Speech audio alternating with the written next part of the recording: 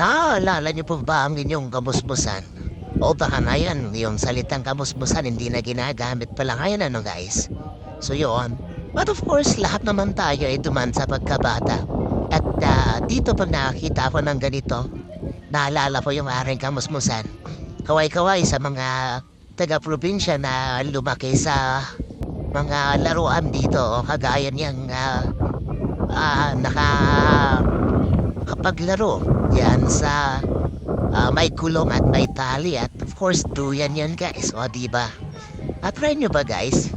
At of course dahil ako'y laking probinsya at taga-probinsya ay lalo na kung kami ay mga bata ay ginagawa po namin dito o naglalaro kami dito.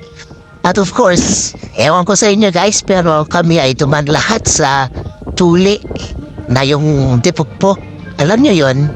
Pag ikaw ay taga-probinsya, alam nyo yung aking sinasabi. O diba guys? At pag nakikita ko yung duyan na yan guys, na nagulong, naalala ko yung nakaraan guys, o yung aking kamusmusan o yung aking kabataan. Kaya hindi ko maiwanan itong gulong na ito guys dito, na duyan.